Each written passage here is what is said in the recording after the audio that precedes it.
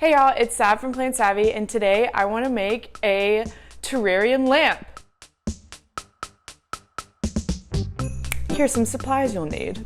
First off, you'll need a fillable lamp. We got ours from Target for about 20 bucks. I'm sure you can find some other ones in a Marshall or wherever, but you just want to make sure that the cord is outside of the vessel because that wouldn't electricity and that's bad. So you want it separate. And obviously you want to be able to take the top off so you can fill the fillable lamp. Anyways, if you want to use a regular vessel, you're more than welcome to use any type of jar as long as it's sealable and can be sealed and unsealed. This terrarium process works for any type of vessel. So if you don't have a lamp, that's okay. You can save this for later or save this for a jar that you have laying around your house because I'm also a hoarder, I don't know about you.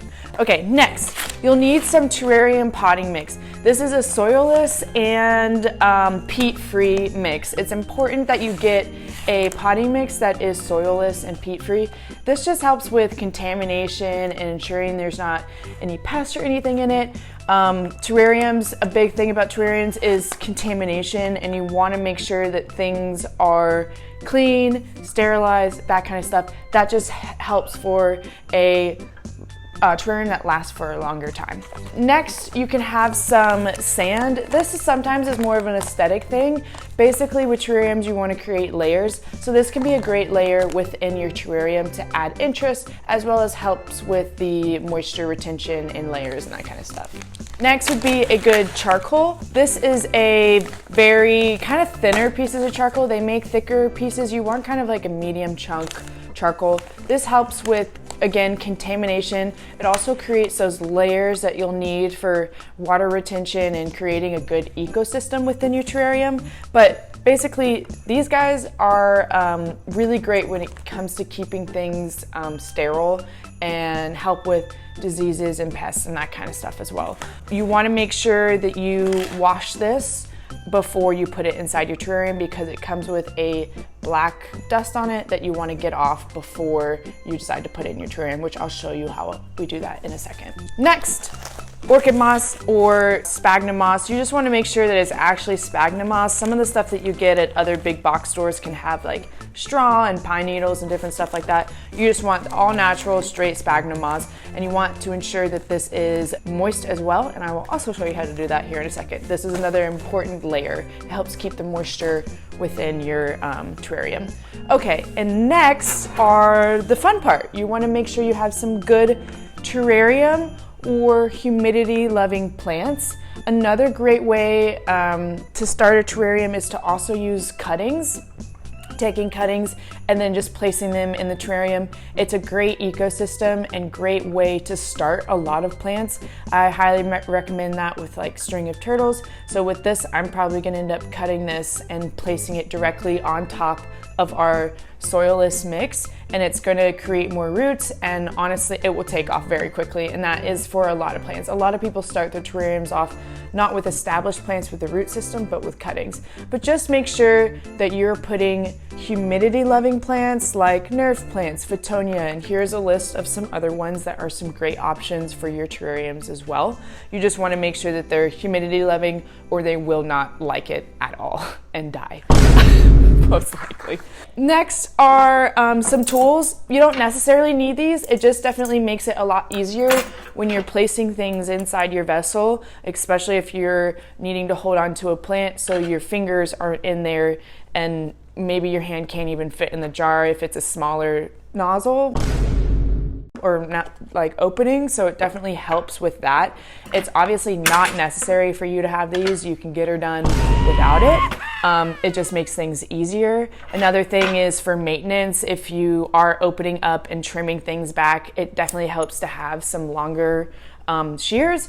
It's not necessary, but it just helps. I got these as like a pack off of Amazon, I think, for like $8 it comes with a bunch of other stuff as well, not necessary. Again, and then shears if you're wanting to take any cuttings to use instead of using fully established plants. And then other than that, if you want like any extras or you want to make it cute, you could add in little rocks, pebbles. I'm gonna add, maybe a couple shells, like little coins, little figurines. You can put mushrooms and make little packs of like little small figurines. It's so cute to like put them in there, and it makes them look like they're living in their own ecosystem, their own world in there. It really brings stuff together. But you can add your own flair and style in there as well with little figurines. Not necessary, but definitely adds personality and fun. To the lab! Okay, so first step, we have to get our layers set up. What that means is we've got to clean our charcoal off and get our moss moist.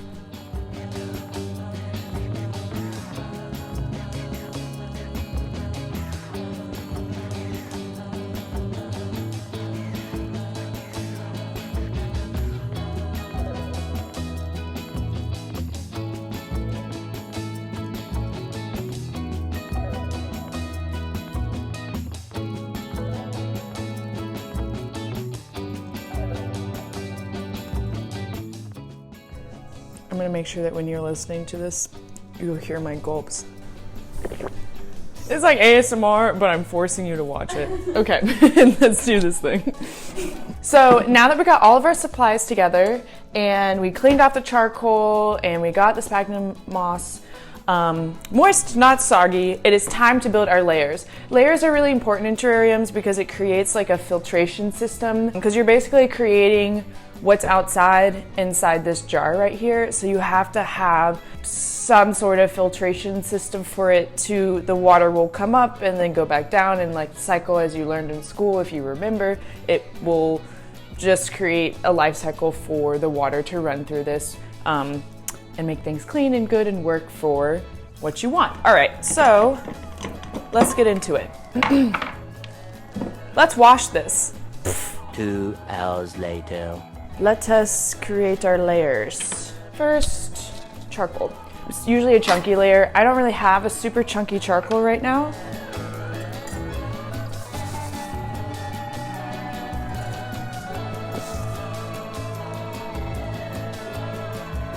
And you just want an even layer. Then, sphagnum moss.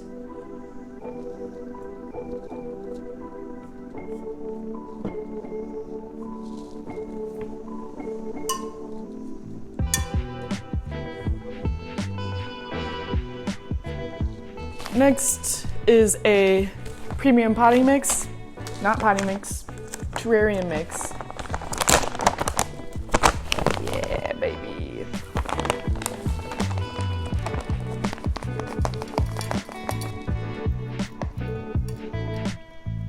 So cute. Then I'm gonna do one little layer of sand because I'm extra.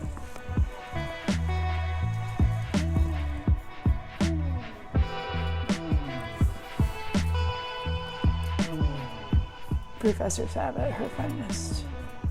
There you go. Let's see. Ah. Ooh. Ah. Top it off. Guess what? More soil. And you don't want to go too high up in your terrarium with your layers because you want space for your plants. You don't want it all to be dirt. Which I kind of did that, but you know what, it's fine. Okay, first off, I'm going to put in the more established plants with the root systems so that it's a little bit easier to put them in, and then put the cuttings around in the spaces that are left over.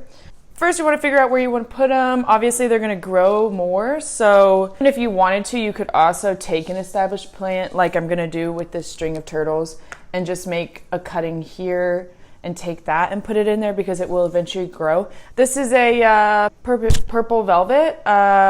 This is the scientific name right here. Again, you just want to squeeze the bottom with any nursery pot, pull them out. We got root systems. So for here, because they are in most likely not terrarium soil, I'm going to get rid of the soil that it's currently in because you want to keep things as sterile as possible. You don't want to like contaminate with any other soils. I don't know where this soil came from, so want to ensure that there's nothing weird in here. Just be gentle with the leaves. I might honestly, for now, put just one of these guys in there just to keep things more uniform. Simply just grab your pinchers, your fingers, whatever you got, and shove it in there.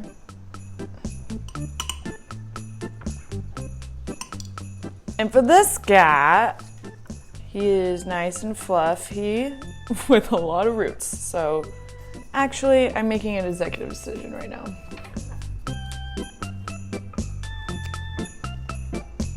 Cool. I'm gonna take clippings of these two, yeah.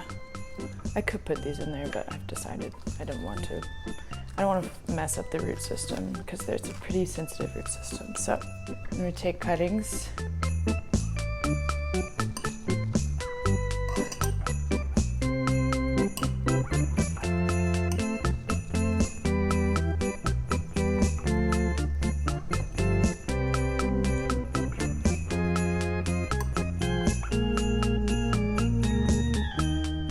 And then I'm also gonna take cuttings of this guy. Then I'll be able to keep him separately and make new plant babies from him.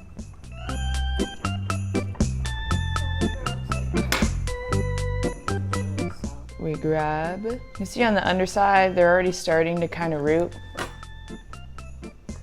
If you lay these across the soil like this, it'll start to root just like that and start to grow new leaves off of it. So what we're just gonna do is lay it on top of the soil. Wherever there's kind of an open spot.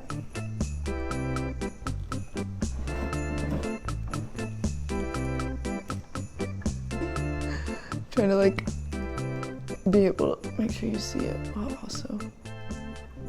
Cute. So fun working with the tweezers. All right, where do you want to put her? I'll put her back on this side too. Cutie. Okay, and then we'll put our little guys in there.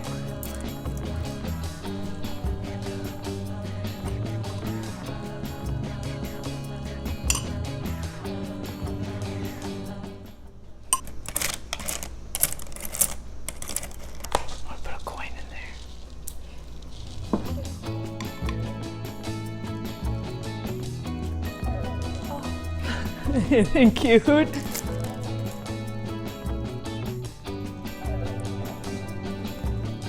last thing we gotta do is spritz it.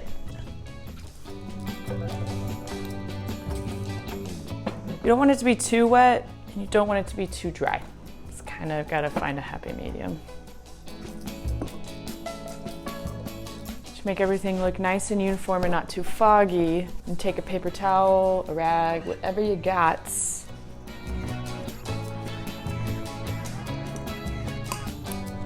You don't want too much condensation on the glass, or it can get like algae-esque, and it might cause the leaves to get all not rotten, but I'm trying to think of the right word for it.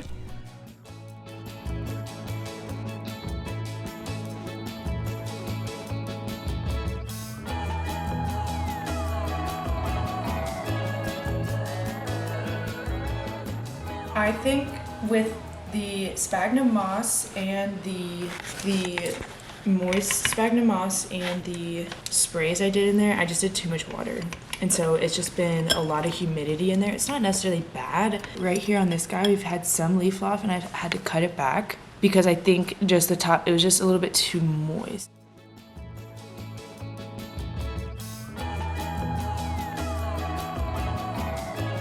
String of turtles, yeah, those little guys were little cuttings. I've been trying to like lay them flat so they can grow along the bottom again. You see their root? Yeah, their roots. These were all cuttings. Like they were tiny. I think that's the start of this cutting right there. And then look at it take off. It's really, really cool.